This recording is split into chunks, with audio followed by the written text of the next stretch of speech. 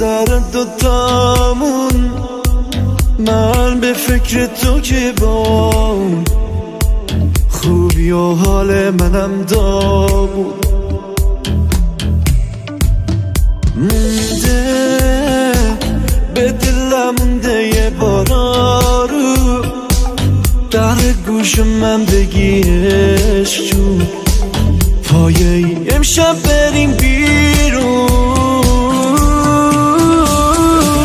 من تو رو سونه دسته آوردم بری، هی باری میدوزم نشد که اینجوری، درد سرامون که من نبودم و نیستم، این دل عادت میدی باز بگو شگیری.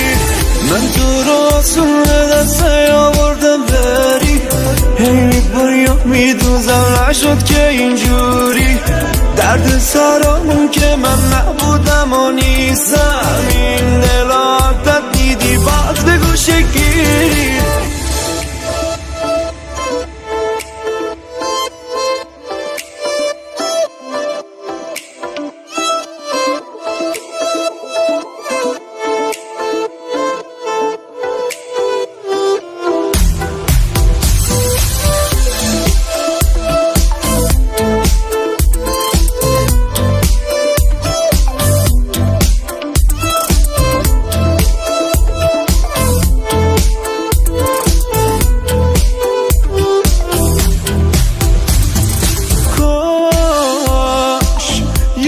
ذره معرفت داشت، این دلو تنها نمیذاشت، اون اصلا منو دوست نداشت.